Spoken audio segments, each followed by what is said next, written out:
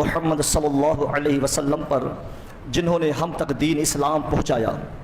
آپ نے تکلیفیں برداشت کی، مصائب کا سامنا کرنا پڑا، آپ تکلیفوں سے دو چار ہوئے، مگر وہ دین جس طرح آپ صلی اللہ علیہ وسلم کے اوپر وحی کی گئی تھی اس میں آپ نے نہ کچھ زیادہ کیا نہ آپ نے کچھ کم کیا. اللہ کے نبی صلی اللہ علیہ وسلم صحیح بخاری، مسند احمد، صحیح مسلم، صحیح بخاری کتاب الفتن کے اندر ایک حدیث موجود ہے.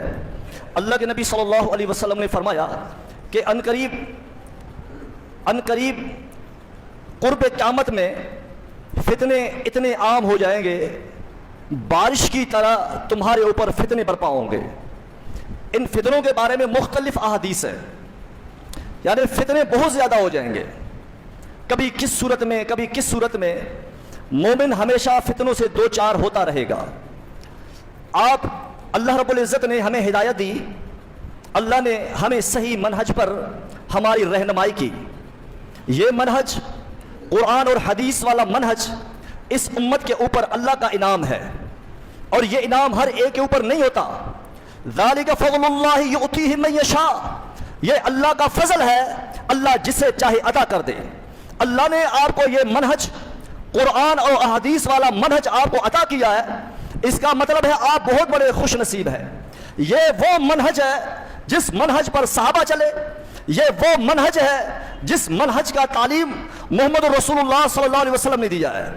تو اسی طرح اللہ کے نبی صلی اللہ علیہ وسلم نے اور قرآن مجید میں بارہا اللہ نے فتنوں کی طرف اشارہ کیا ہے. فتنے ہوں گے اور مومنین فتنوں سے دو چار ہوں گے.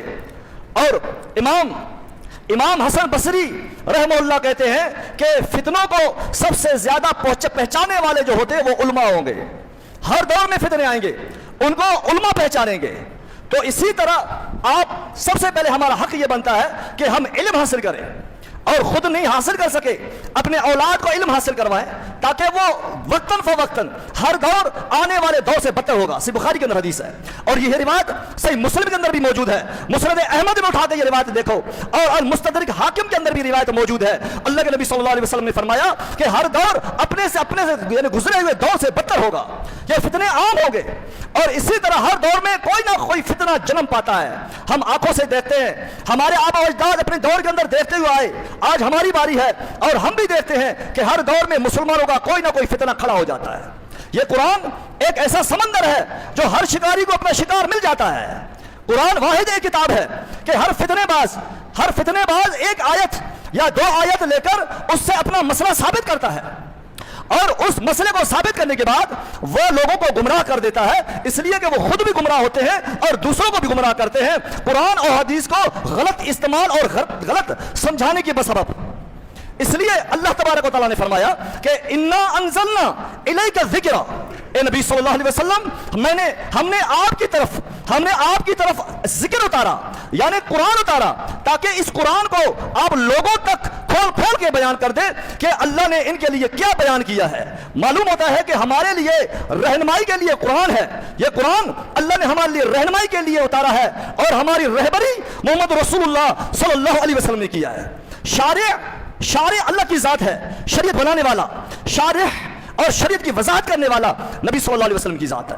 ہمارا شارع اللہ اور شارع اللہ. اگر آپ نے قرآن کو اور احادیث کو اسی طرح سمجھا جس طرح اللہ نے سمجھایا، نازل کیا، اور محمد رسول اللہ نے سمجھایا، جس نے اسی طرح سمجھایا، یقیناً وہ شخص ان فتنوں سے کبھی بھی دو چار نہیں ہو سکتا. آج ان فتنوں کے اندر وہی مبتلا ہے سب سے پہلے کہ علماء کے ساتھ بغض، ہر درمی، اور دین سے دوری کی وجہ سے یہ لوگ ان فتنوں کے اندر دو چار ہو جاتے ہیں. ہر دور کے اندر ایک فرقہ کراچی کے اندر جماعت المسلمین رجسٹرڈ، کراچی کے اندر یہ بہت بڑا فرقہ ہے، اور میں تقریباً 12 سال اس فرقے کے اندر رہا ہوں. میری مکمل تعلیم وہاں کی ہے، اور یہ ایسا خطرناک فرقہ ہے کہ لوگوں کو پتہ نہیں. ہمارے بہت سارے اہل حدیث قرآن و حدیث پر چلنے والے ان کے باتوں پہ آ جاتے ہیں. ہر دور کے اندر جو مذہب جو فرقہ اٹھتا ہے اس کے پاس ایک حسین نعرہ ہوتا ہے، چاہے وہ سیاستدان ہو چاہے دینی جماعتیں ہوں، وہ حسین نعرہ لے کر لوگوں کو پاگل کر کے اپنے پیچھے لگا دیتے ہیں. سیاستدان آپ کے سامنے ہر دور میں آپ دیکھتے ہوئے آتے ہو، اور سندھ کھپے اور اسی طرح تحریک انصاف مختلف قسم کے روٹی کپڑا مکان ایسے ایسے نعرے عوام کے سامنے پھینک دیتے ہیں، عوام ان کے پیچھے بھاگ پڑتا ہے۔ اسی طرح ایک دینی جماعتوں کے اندر کوئی اہل بیت کے نعرے نام سے اہل بیت کا نعرہ لگا کر لوگوں کو اپنے پیچھے لگا دیتا ہے، اور کوئی قرآن و احادیث کا نعرہ لگا کر لوگوں کو اپنے پیچھے لگا دیتا ہے، کوئی اولیاء اللہ کا نعرہ لگا کے اپنے آپ کو پیچھے لگا دیتا ہے، لوگوں کو اپنے پیچھے لگا دیتا ہے۔ کیوں؟ یہ خود بھی گمراہ ہے، یہ دوسروں کو بھی گمراہ کرتے ہیں۔ جس نے قرآن و حدیث کو اپنے فہم سے سمجھا، اپنے فہم سے سمجھا، وہ فرقہ گمراہ ہے، وہ فرقہ ضلالہ ہے، وہ فرقہ کبھی نجات نہیں حاصل کر سکتا۔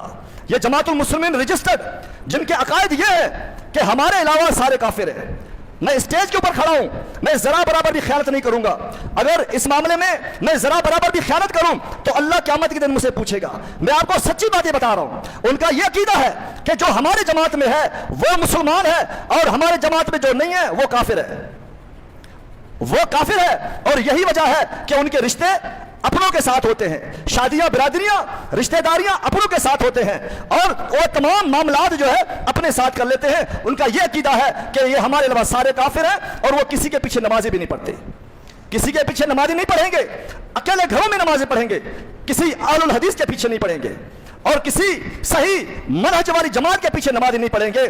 اہل حدیث پاکستان والے تو دور کی بات ہے، وہ سعودیہ والوں کے پیچھے، مکہ اور مدینہ کے امام کے پیچھے بھی نماز نہیں پڑھتے، صرف اسی نہج پر کہ ہم ہی مسلمان ہیں، ہمارے علاوہ سارے کافر ہیں۔ انہوں نے مختلف احادیث اور مختلف آیات کو بنیاد بنایا۔ میں نے آپ سے کہا کہ یہ قرآن ایک ایسی چیز ہے ہر کسی کو مل جاتا ہے، ہر کسی کو دلائل مل جاتا ہے، اور یہ الگ چیز ہے کہ اس دلائل سے احادیث سے وہ غلط مطلب لیا جاتا ہے، وہ غلط مطلب لیا جاتا ہے۔ ایک آیت ہے سورہ آل عمران کے اندر، وَلَا تَكُونُوا كَالَّذِينَ تَفَرَّقُوا وَاخْتَلَفُوا مِن بَعْدِهِم مَا جَاءَهُمُ الْبَيِّنَاتُ من بعد ما جاءهم البینات، کہ اے نبی آپ ان کی طرح نہ ہو جانا جنہوں نے اختلاف کیا علم آ جانے کے بعد بھی۔ یہ آیت یہود و نصارہ کے لیے ہے۔ جب اللہ تبارک و تعالیٰ نے عیسیٰ علیہ السلام کو نازل کیا، یہودیوں کو پہلے سے پتا تھا، توراۃ کے اندر لکھا ہوا تھا کہ ایک نبی آئے گا، عیسیٰ علیہ السلام آئیں گے، اور محمد رسول اللہ صلی اللہ علیہ وسلم کے بارے میں بھی لکھا ہوا تھا، اور اس کے باوجود بھی ان یہودیوں نے کیا کیا؟ عیسائیوں سے نصارہ سے اختلاف کیا، عیسیٰ علیہ السلام کو قتل کرنے کے در پہ ہوئے، بلکہ اللہ تعالیٰ نے ان کو بل رفع اللہ الیہ، اللہ نے ان کو اپنے ہاں اٹھا لیا۔ ان یہودیوں نے کوئی کسر نہیں چھوڑی، حالانکہ یہودیوں کو پتا تھا کہ یہ اللہ کا سچا رسول ہے، یعنی علم آنے کے باوجود بھی انہوں نے اختلاف کیا عیسیٰ علیہ السلام کے ساتھ۔ اور اسی طرح نصارہ، یہ توریت اور انجیل، اس کے اندر بھی اللہ تبارک و تعالیٰ نے خوشخبریاں سنائی تھی، محمد رسول اللہ صلی اللہ علیہ وسلم کے آنے کی خوشخبری سنائی تھی، مگر اس کے باوجود بھی، ان دلائل کے باوجود بھی انہوں نے محمد رسول اللہ صلی اللہ علیہ وسلم کے ساتھ اختلاف کیا۔ اس سے مراد یہود و نصارہ ہے۔ یہ ان احادیث آیات کو لے کے یہ پھر یہاں مسلمانوں کے اوپر چسپا کر دیتے ہیں، یہ کہتے ہیں دیکھو جو ہماری جماعت میں نہیں آتا، جو ہماری جماعت میں نہیں آتا وہ مسلمان نہیں ہے، دائرہ اسلام سے خارج ہے۔ اسی بنیاد پر سب کو کافر کہہ رہے ہوتے ہیں، اور جو شخص ان کی جماعت میں آئے، جماعت میں آنے کے بعد اگر نکل جائے تو وہ اس کو مرتد کہتے ہیں۔ کیوں؟ اس لیے کہ وہ کہتے ہیں کہ دین جو ہے وہ ہمارے پاس ہے، اور اللہ کے نبی صلی اللہ علیہ وسلم نے فرمایا، صحیح بخاری مسند احمد، اس کے اندر حدیث موجود ہے، من بدل دینہ فاقتلہ، فرمایا کہ جو اپنے دین کو بدل ڈالے اس کو قتل کر دو۔ اس حدیث کو بنا بیس بنا کر یہ جو ان کے جماعت میں آنے کے بعد نکل جائے اس کو قتل کر دیتے ہیں۔ اس لیے یہ کہتے ہیں کہ اسلام صرف یہ ہے، ہمارے علاوہ اسلام نہیں ہے۔ جو آدمی جماعت المسلمین سے نکلے گا، اہل حدیث میں چلا جائے گا، تو وہ گویا کہ دائرہ اسلام سے خارج ہو جائے گا، وہ مرتد ہو جائے گا۔ اس سے یہ ثابت ہوتا ہے کہ یہ اپنے علاوہ سب کو کافر سمجھتے ہیں۔ اگر کافر نہیں سمجھتے تو اس آدمی کو یہ مرتد کیوں کہتے ہیں؟ اس آدمی کو مرتد کہنا گویا کہ اس بات کی دلیل ہے کہ یہ تمام جماعتوں کو کافر سمجھتے ہیں۔ یہ حدیث اللہ کے نبی صلی اللہ علیہ وسلم نے یہ نیل الاوتار کے اندر امام شوکانی رحمہ اللہ نے بڑی وضاحت کے ساتھ لکھی ہے، بہت ساری روایتیں لائے، اور انہوں نے بہت ساری روایتیں لکھی کہ ایک مرتبہ یہودی نے اسلام قبول کیا، پھر چند دنوں کے بعد مرتد ہو گئے، پھر عیسائی نے اسلام قبول کیا، اور چند دنوں کے بعد وہ مرتد ہو گیا، دوبارہ نصارہ ہو گیا۔ اس موقع پہ اللہ کے نبی صلی اللہ علیہ وسلم نے فرمایا کہ من بدل دینہ فاقتلہ، جو اپنے دین کو بدل ڈالے اس کو قتل کر دو۔ یہ یہود و نصارہ کے لیے ہے، انہوں نے مسلمانوں کو چسپا کر دیا کہ جو ہمارے جماعت سے نکل جاتا ہے وہ گویا کہ دین اسلام سے خارج ہو جاتا ہے، اس کا دین سے کوئی تعلق نہیں، اس کو قتل کر دیا جائے گا۔ जब हमने ये जमातुल मुस्लिमीन छोड़ी, अल्लाह ने हमें हिदायत दी, इन्होंने हमारे लिए भी नोटिस लिख लिया था कि अब्दुल शकूर बलोच ये दीन से मुर्तद हो चुका है, जब हमें कुव्वत आएगी, हमें खिलाफत मिलेगा, ये वाजिबुल कत्ल है, हम उसको कत्ल करेंगे। जो भी निकलता है ये नोटिस जारी कर देते हैं और फिर ये कह देते हैं कि जब हमें कुव्वत मिलेगी, ताकत मिलेगी, हम उनको कत्ल कर डालेंगे। तो लिहाजा अहादीस और कुरान से गलत मतलब लिया जाता है। आप देखें, इनको इस्लाम का नाम ले लेके इनको इस्लाम का मुकम्मल इल्म नहीं, ये हदीसें, ये आयतें, इनका माना मंशा क्या है। आप देखें, अल्लाह के नबी सल्लल्लाहु अलैहि वसल्लम मुसन्नफ इब्न अबी शैबा और इसी तरह सही इब्न खुज़ैमा और मुसन्नफ इब्न हिब्बान, सही बुखारी, सही मुस्लिम और मुस्नद अहमद के अंदर मौजूद है रिवायत। अल्लाह के नबी सल्लल्लाहु अलैहि वसल्लम मस्जिद में बैठे थे। मैं मुख्तसर बयान कर रहा हूँ, टाइम बिल्कुल नहीं है, जुम्मे का दिन है। मैं इशारतन आपको चंद बातें मैं समझाना चाहता हूँ, चंद अल्फाजों में, तफसील नहीं, मुख्तसर। अल्लाह के नबी सल्लल्लाहु अलैहि वसल्लम बैठे थे मस्जिद में, जिब्रील अलैहिस्सलाम आए, आप सल्लल्लाहु अलैहि वसल्लम के घुटनों के साथ घुटना मिलाया और आप सल्लल्लाहु अलैहि वसल्लम से सवाल किया, मल इस्लाम। फरमाया कि ए मोहम्मद रसूलुल्लाह सल्लल्लाहु अलैहि वसल्लम, आप ये बताएं कि इस्लाम क्या है। अल्लाह के नबी सल्लल्लाहु अलैहि वसल्लम, बल्कि मल ईमान, ईमान का पूछा कि ईमान क्या है। तो आप सल्लल्लाहु अलैहि वसल्लम ने फरमाया कि ईमान ये है कि तू अल्लाह पर ईमान ले आ, अल्लाह के फरिश्तों पर, रसूलों पर, आखिरत पर और तकदीर पर ईमान लेकर आ, इस चीज का नाम ईमान है। फिर पूछा मल इस्लाम, भला ये बताया कि इस्लाम क्या है। आप सल्लल्लाहु अलैहि वसल्लम ने फरमाया कि इस्लाम ये है कि इकामत सलात व इता ज़कात, कि नमाज कायम करना, ज़कात अदा करना और रमजान के रोजे रखना और ज़कात अदा करना और हज करना जब इस्तिताअत हो। ये दो सवाल किए जिब्रील अलैहिस्सलाम ने। आप समझे, इन्होंने इस्लाम के बारे में पूछा, ईमान के बारे में पूछा जिब्रील अलैहिस्सलाम ने। अल्लाह के नबी सल्लल्लाहु अलैहि वसल्लम उनको ईमान भी बता रहे हैं, इस्लाम भी बता रहे हैं कि ईमान ये है और इस्लाम ये है। और उसके बाद फिर ये पूछता है कि मल ihsan, ihsan क्या है। अल्लाह के नबी सल्लल्लाहु अलैहि वसल्लम ने फरमाया कि तअबुदुल्लाह कअन्नका तराह फइन लम तकुन तराह फइन्नहु यराक। फरमाया कि एहसान ये है कि तू अल्लाह की इबादत ऐसा कर गोया कि तू अल्लाह को देख रहा है। फइन लम तकुन तराह फइन्नहु यराक। अगर ये कंडीशन आपके अंदर नहीं पैदा हो सकती तो फिर कम से कम दिन में ये तो सोच ले कि मैं सही अल्लाह की इबादत करूं, मुझे अल्लाह देख रहा है। ये बातें फिर आपने पूछा कि मता सा, क़यामत कब आएगी। तो अल्लाह के नबी सल्लल्लाहु अलैहि वसल्लम ने फरमाया कि साइल और मसूल इस मामले में एक ही तरह जानते हैं, मैं ज्यादा नहीं जानता। मुख्तसर बात ये, जिब्रील अलैहिस्सलाम निकल गए, लोगों को पता नहीं कि जिब्रील अलैहिस्सलाम है।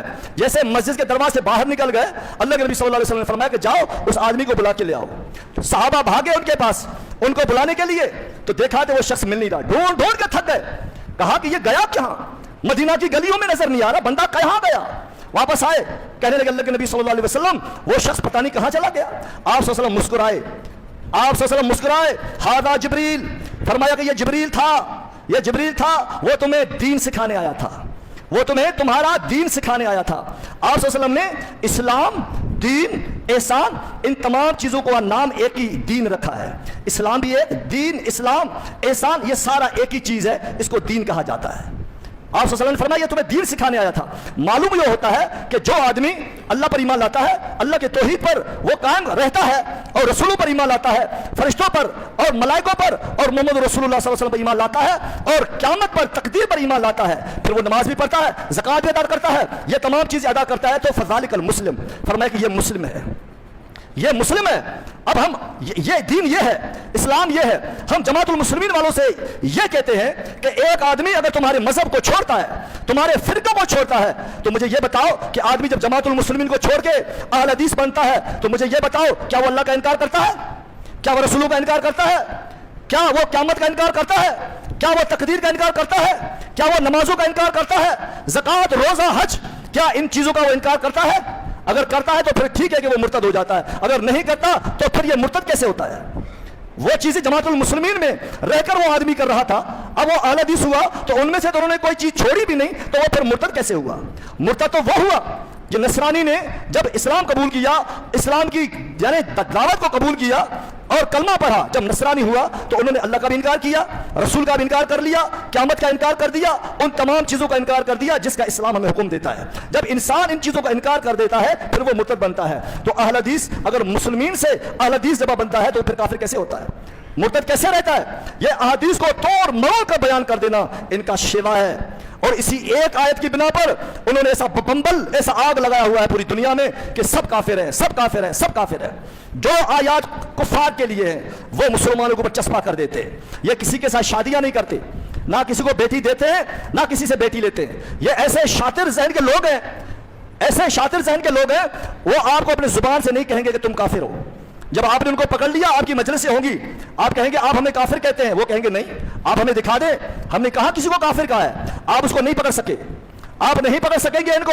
یہ بڑے شاطر ذہن کے لوگ ہیں. انہوں نے سب سے بڑی سمجھداری والی جو کام کیا ہے, انہوں نے اپنی کتابوں میں نہیں لکھا. انہوں نے کتابوں میں نہیں لکھا کہ ہمارے علاوہ سارے کافر ہیں. یہ قادیانیوں کا تو قصور اس طرح تھا کہ انہوں نے اپنی کتابوں میں لکھا تھا, جو لوگوں نے پڑھا ان کے اوپر کفر کا فتویٰ لگ گیا. ان کے اوپر کفر کا فتویٰ نہیں لگ سکا, اس لیے کہ انہوں نے اپنی کتابوں میں لکھ ہی نہیں سکا. یہ لکھا ہی نہیں, جب لکھا ہی نہیں ہوگا تو پھر فتویٰ کہاں سے لگے گا. کچھ سال پہلے جب نیا یہ فرقہ جب بنا تھا, یہ سعودیہ میں بھی چلے گئے تھے. یہاں کے پاکستانی سعودیہ میں گئے, وہاں پر بھی ان کا یہی کام تھا. نمازیں الگ پڑھتے تھے اور حج الگ کرتے تھے اور جمعے عید تمام چیزیں الگ کرتے تھے. یہ تو 4-5 سال انہوں نے ایسے کیا, 5 سال ایسے کیا. پھر سعودیہ کا آپ کو پتا ہے کہ ایجنسی بڑا ایک اسٹرانگ ہے. ان کو پتا چلا کہ یہ ایک جماعت ہے جو ہمیں مسلمان بھی نہیں تسلیم کرتی, ہمارے پیچھے عید بھی نہیں پڑھتا اور نہ ہی ہمارے ساتھ نمازیں پڑھتا ہے, نہ ہی جمعے پڑھتے. یہ سارے ایک شادی عالمیہ کسی گھر میں جا کے کرتے تھے. CID کی ایک رات کے اندر 100 سے زیادہ افراد کو گرفتار کیا, جس میں سے لیڈیز اور مرد دونوں ملوث تھے. یعنی 100 کے قریب لوگ تھے تقریباً, کم و بیش. کمی پیش یہ ہو سکتا ہے کہ اتنے لوگوں کو گرفتار کیا. اور اس وقت عبداللہ بن باز مفتی تھا ان دنوں میں, ان کو تقریباً 2-3 مہینے گرفتار کر کے رکھا. تو ان کی تمام کتب کو سعودیہ منگایا گیا کہ ان کے عقائد کو دیکھا جائے, ان کا عقیدہ کیا ہے. انہوں نے کتابوں کے اندر سب کچھ جینین چیزیں لکھی ہیں, اور نہیں لکھا تو صرف یہ نہیں لکھا کہ ہمارے علاوہ سارے کافر ہیں. اور عبداللہ بن باز نے بڑی تحقیق کروائی, تحقیق کرنے کے بعد اس نتیجے پہ پہنچے, کہا کہ اب ہم ان کا سر تو قلم نہیں کر سکتے, ان کے اوپر حد تو جاری نہیں کر سکتے, کیونکہ ہمارے پاس کوئی ثبوت نہیں ہے اور ہمارے پاس کوئی ثبوت نہیں ہے. لہذا انہوں نے کہا کہ ہم تمہیں چھوڑ دیتے ہیں, اس لیے آج آپ لوگ بچ گئے کہ تم نے کچھ لکھا نہیں اپنی کتابوں میں. پاکستان میں جاؤ, آج کے بعد تمہارا سعودیہ میں آنا جو ہے ممنوع ہے. ان کے پاسپورٹوں پہ مہر لگا ہوا تھا, آج تک وہ لوگ سعودیہ نہیں جا رہے.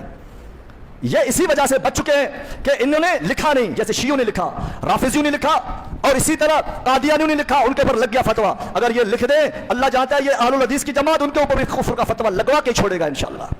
اور اسی طرح یہ آیات کو غلط استعمال کرتے ہیں. یہ آیت سورۃ البقرہ کے اندر ہے, سورۃ البقرہ کے اندر وَلَا تَنْكِحُوا الْمُشْرِكَاتِ حَتَّى يُؤْمِنَّ. اللہ رب العزت نے فرمایا کہ مشرک عورتوں سے نکاح نہ کرو یہاں تک کہ وہ ایمان نہ لے کر آئیں. وَلَأَمَةٌ مُؤْمِنَةٌ خَيْرٌ مِّن مُشْرِكَةٍ وَلَوْ أَعْجَبَتْكُمْ. فرمایا کہ مومن لونڈیاں وہ بہت بہتر ہیں ان عورتوں سے, مشرک عورتوں سے. وہ مشرک عورتیں تمہیں کتنی محبوب کیوں نہ لگیں, تمہیں کتنی پسند کیوں نہ ہو, پھر بھی ان کے ساتھ نکاح نہ کرو, لونڈیوں کے ساتھ کرو. ایماندار لونڈیوں سے نکاح کر لیا کرو, وہ لونڈیاں بہتر ہیں ان لوگوں کے مقابلے میں, اس لیے کہ یہ تمہیں جہنم کی طرف بلاتی ہیں اور تم ان کو جنت کی طرف بلاتے ہو. ان سے نکاح نہ کیا کرو. اور پھر اللہ رب العزت نے فرمایا وَلَا تُنْكِحُوا الْمُشْرِكِينَ حَتَّى يُؤْمِنُوا. اور نہ ہی تم مشرک مردوں کے ساتھ نکاح کر لیا کرو یہاں تک کہ یہ مشرک مرد ایمان نہ لے کر آ جائیں. اور یہ آیت مکہ کے مشرکین کے لیے نازل ہوئی تھی. یہ آیت مکہ کے مشرکین کے لیے نازل ہوئی تھی جب آپ صلی اللہ علیہ وسلم مدینے میں آئے. نیا سورۃ البقرہ مدینہ آنے کے بعد فوری نازل ہوئی تھی. اس میں صحابہ کی تعلیم اور تربیت اور تمام چیزیں سورۃ البقرہ کے اندر ہو رہی تھی. تو اس کے ساتھ ساتھ اللہ یہ تعلیم بھی اللہ نے دیا ہے کہ مشرک عورتوں سے بھی نہ کرو اور مشرک مردوں سے بھی نکاح نہ کرو. حضرت علی رضی اللہ تعالیٰ نے خواہش ظاہر کی تھی کہ میں ابو جہل کی بیٹی کے ساتھ نکاح کروں گا, تو اللہ کے نبی صلی اللہ علیہ وسلم نے منع کیا. حدیث لمبی ہے, مختصر بات یہ ہے, بہت ساری ایسی روایات ہیں اور آیات ہیں جو یہ اشارہ کرتی ہے کہ یہ مکے کے مشرکین کی طرف اشارہ ہے. انہوں نے اس آیت کو ادھر اہل حدیث کے اوپر چسپا کر دیا کہ جس طرح مکے کے مشرک کافر ہیں اسی طرح یہ اہل الحدیث بھی کافر ہیں. اپنی بیٹیاں تم اہل حدیث کو بھی نہیں دے سکتی, نہ ان سے بیٹیاں لے سکتے ہو, نہ لو یا نہ دو. یہ ان کا عقیدہ جو کفار کے لیے ہے. تو اب بھی اگر یہ کہتے کہ ہم کسی کو کافر نہیں کہتے, اگر تم کافر نہیں کہتے تو تم اہل حدیث کو اپنی بیٹیاں کیوں نہیں دیتے, ان کو اپنے اور ان سے بیٹیاں کیوں نہیں لیتے؟ اس کا مطلب ہے کہ تم ان کو کافر سمجھتے ہو. ادب المفرد صحیح بخاری مسند احمد ایک حدیث موجود ہے. اللہ کے نبی صلی اللہ علیہ وسلم نے فرمایا کہ لا تبدعوا المشرکین لا تبدعوا اليهود ولا النصارى بالسلام. صحیح بخاری میں, صحیح مسلم, مسند احمد میں یہ الفاظ ہیں, یہود و نصارہ کے الفاظ ہیں. اور ادب المفرد کے اندر امام بخاری نے جو کتاب لکھی ہے اس کے اندر مشرکین کے الفاظ موجود ہیں. لا تبدعوا المشرکین بالسلام, مشرکین کو سلام میں پہل نہیں کیا کرو. یہی وجہ ہے انہوں نے یہاں پر یہ مشرکین سے مراد اہل الحدیث کو لیا ہے کہ وہ اہل الحدیث کے اوپر سلام نہیں کرتے. کہتے ہیں کہ یہ مشرک ہے. اگر آپ نہیں کہتے کہ ہمارے علاوہ کافر نہیں ہے تو آپ بتائیں کہ تم اہل حدیث کو سلام کیوں نہیں کرتے؟ تمہارا نہ سلام نہ کرنا یہ اس بات پر دلیل ہے، دلالت کرتی ہے کہ آپ ان کو کافر سمجھتے ہیں. یہ بدترین فرقہ ہے. ان کا نعرہ بڑا حسین ہے. وہ کہتے ہیں کہ ہمارا منہج قرآن و حدیث ہے. وہ کہتے ہیں کہ ہمارا منہج قرآن و حدیث ہے. تو ہمارے سادہ لو انسان جو حدیث و قرآن پہ عمل کرنے والا اہل حدیث علم سے کمی کی وجہ سے ان کی طرف چل پڑتا ہے. یار یہ تو قرآن حدیث سے باتیں کرتا ہے، دلیل دیتا ہے. دلیل تو غلام محمد قادیانی نے بھی لیا ہے قرآن سے، شیعوں نے رافضیوں نے بھی تو قرآن سے دلیل لیے، اور بریلویوں نے بھی تو دلیل دی ہے قرآن سے. تو انہوں نے اگر دلیل پیش کی تو کون سی بڑی بات ہو گئی؟ میرے عزیز دوست اور بھائیوں، اگر قرآن کو اور حدیث کو اپنے فہم سے سمجھو گے تو کب یقیناً گمراہ ہو جاؤ جس طرح یہ لوگ گمراہ ہوئے. صحابہ کا فہم، جس طرح صحابہ نے قرآن کو سمجھا، تابعین نے قرآن کو سمجھا اور سمجھایا، تو وہی راستہ اختیار کرو. یہی منہج اہل الحدیث کا ہے. یہی منہج اہل الحدیث کا ہے کہ ہم اپنے منہج یعنی اپنے فہم سے ہم قرآن کو نہیں سمجھتے. ہم اپنے ذہن سے فہم سے قرآن و حدیث کو نہیں سمجھتے. ہم اس طرح سمجھتے ہیں جیسے صحابہ کو اللہ کے نبی نے سمجھایا اور صحابہ نے تابعین کو اور تابعین کو سمجھایا. اسی طرح ہم بھی سمجھتے ہیں جیسے ہمارے اسلاف نے سمجھایا ہے. صحیح بخاری کے اندر حدیث ہے، عبداللہ بن عباس مفسر قرآن ہے. مفسر قرآن اللہ کے نبی صلی اللہ علیہ وسلم کے بارے میں عبداللہ بن عباس کہتے ہیں کہ مجھے ہر ایک آیت کے بارے میں پتا ہے کہ یہ آیت کہاں اتری. یہ صحیح بخاری میں تفسیر ابن کثیر اور اسی طرح تفسیر ابن کثیر اور بلوغ المرام کے اندر بھی روایت ہے اور المستدرک حاکم کے اندر روایت موجود ہے اور تاریخ طبری کے اندر بھی یہ روایت موجود ہے اور صحیح بخاری کتاب التفسیر کے اندر موجود ہے. کتاب العلم کے اندر بھی حدیث موجود ہے صحیح بخاری کی. عبداللہ بن عباس رضی اللہ تعالیٰ عنہ اپنے شاگردوں کے ساتھ بیٹھ کے ان کو حدیث پڑھا رہے تھے. جب حدیث پڑھا رہے تھے تو ایک دن انہوں نے قرآن مجید سورہ قیامہ کی یہ آیت جب پڑھائی، لا تحرک بہ لسانک لتعجل بہ ان علینا جمعہ وقرآنہ فاذا قرأناہ فاتبع قرآنہ. جب یہ آیت اپنے طلباء کو پڑھایا کہ جب یہ آیت پڑھائی تو عبداللہ بن عباس رضی اللہ تعالیٰ عنہ کہتے ہیں پتہ ہے کہ اس آیت کا کیا مطلب ہے، کیوں نازل ہوا تھا؟ کہ جب آپ صلی اللہ علیہ وسلم کے اوپر جب قرآن اتر رہا تھا تو آپ صلی اللہ علیہ وسلم جیسے جبریل علیہ السلام پڑھتے جاتے تو آپ صلی اللہ علیہ وسلم بھی تیزی کے ساتھ اپنے ہونٹوں کو ہلاتے تاکہ لتعجل بہ، تاکہ تو جلدی یاد کر لے. تو آپ صلی اللہ علیہ وسلم جبریل علیہ السلام کے پڑھنے کے ساتھ ساتھ آپ اپنے ہونٹوں کو بھی حرکت دیا کرتے تھے. یہ آپ کے اوپر بڑا مشقت ہوتا تھا، اس لیے پھر اللہ تعالیٰ نے یہ آیت نازل فرمائی، اے نبی آپ خاموشی سے سنیں. ہمارا فرشتہ جب یہ پڑھے قرآن کو آپ اپنے ہونٹوں کو نہ ہلائیں. اس سے اللہ کے نبی صلی اللہ علیہ وسلم کو بڑی تکلیف ہوا کرتی تھی. تو اللہ نے فرمایا کہ آپ تکلیف نہ کریں، آپ بے فکر ہو جائیں، آپ سے سنیں. ان کو آپ کے سینے میں جمع کرنا ہمارا کام ہے، پھر اس کی تفسیر بیان کرنا یہ بھی ہمارا کام ہے. آپ خاموشی سنتے رہیں. عبداللہ بن عباس حدیث پڑھا رہے ہیں، تفسیر پڑھا رہے ہیں اور طلباء سے کہتے ہیں بتاؤ اللہ کے نبی صلی اللہ علیہ وسلم نے کس طرح اپنے ہونٹوں کو حرکت دی تھی؟ تو شاگردوں نے کہا کہ جی آپ بتائیں. کہا کہ بتاتا ہوں جس طرح اللہ کے نبی صلی اللہ علیہ وسلم ہونٹوں کو ہلایا کرتے تھے. لا تحرک پڑھا، پھر عبداللہ بن عباس نے اپنے ہونٹوں کو یوں ہلایا، حرکت دیا، یوں حرکت دیا، ہونٹوں کو جلدی جلدی پڑھنے حرکت دیا. کہا کہ آپ صلی اللہ علیہ وسلم اس طرح حرکت دیا کرتے، یوں حرکو کما حرک النبی صلی اللہ علیہ وسلم. کہا کہ میں اسی طرح احرکو کما یحرک النبی صلی اللہ علیہ وسلم، کہ میں اس طرح اپنے ہونٹوں کو ہلا کے دکھاتا ہوں تمہیں جس طرح آپ صلی اللہ علیہ وسلم ہلاتے تھے. مقصد کیا ہے؟ قرآن کو اللہ نے محمد رسول اللہ پر نازل کیا. محمد رسول اللہ صلی اللہ علیہ وسلم نے صحابہ کو بتایا، صحابہ نے من اور ان آپ صلی اللہ علیہ وسلم کے معنی اور منشا کو سمجھا. آپ نے کس انداز سے پیش کیا، صحابہ کو وہ انداز ہی معلوم تھا اور صحابہ کا اللہ کے نبی صلی اللہ علیہ وسلم کا یا اللہ کا کیا منشا تھا اس آیت کے بیان کرنے میں یہ صحابہ کو پتا تھا. اس لیے صحابہ نے اپنے شاگردوں کو تابعین کو اسی طرح پڑھایا جس طرح انہوں نے اللہ کے نبی صلی اللہ علیہ وسلم سے سیکھا. تو یہ کڑی، یہ اسلاف کی کڑی ایسی چلتی ہوئی آ رہی ہے جیسے آپ کسی دھاگے کے اندر سونا یعنی سونا پرو لیتے ہیں، ہیرا پرو لیتے ہیں. اسی طرح وہ لڑی صحابہ تابعین تابعین انہوں نے اس قرآن کو پیش کیا. آپ صلی اللہ علیہ وسلم کی حدیث کو اسی طرح پیش کیا جس طریقے سے آپ صلی اللہ علیہ وسلم کا جو معنی تھا اور منشا تھا. اور یہی عقیدہ ہے اہل الحدیث کا کہ قرآن کو ایسے سمجھو جیسے ہمارے اسلاف نے سمجھا ہے. جو اپنے طرف سے سمجھے گا جیسے غامدی گمراہ ہوا، محمد علی مرزا علمی کتابی آپ جیسے یہ گمراہ ہوئے، جماعت المسلمین والے گمراہ ہوئے. بہت سارے فرقے ہیں جنہوں نے قرآن کو اپنے منہج اپنے فہم سے سمجھا، اس وجہ سے غلو فغلو یہ خود بھی گمراہ ہوئے اور دوسروں کو گمراہ کیا. یہ اہل الحدیث واحد ایک جماعت ہے جنہوں نے قرآن کو ایسے سمجھا، ایسے بیان کرتا ہے، ایسے عمل کرتا ہے جیسے صحابہ نے کی. تو اس لیے تو آپ کو میں یہی نصیحت کروں گا، علماء کے ساتھ جڑے رہو، علماء حق کے ساتھ جڑے رہو. ایسے بے دین لوگوں کے ساتھ نہ آپ اٹھے نہ بیٹھے. آپ اپنے جماعت اپنا منہج کے اوپر صحیح تحقیق کریں. اگر آپ تحقیق میں آپ اپنی جماعت سے متفق ہیں قرآن اور حدیث کے دلائل پر بنا پہ, پھر آپ کا کیا حق بنتا ہے کہ ایک تو آپ کے پاس علم نہیں, آپ علم میں مہارت نہیں رکھتے, اگر آپ فتنے بازوں کے پاس جائیں گے تو آپ کو گمراہ کریں گے. اس سے بہتر ہے آپ بجائے کسی مسئلے میں اپنی رائے قائم کرنے کے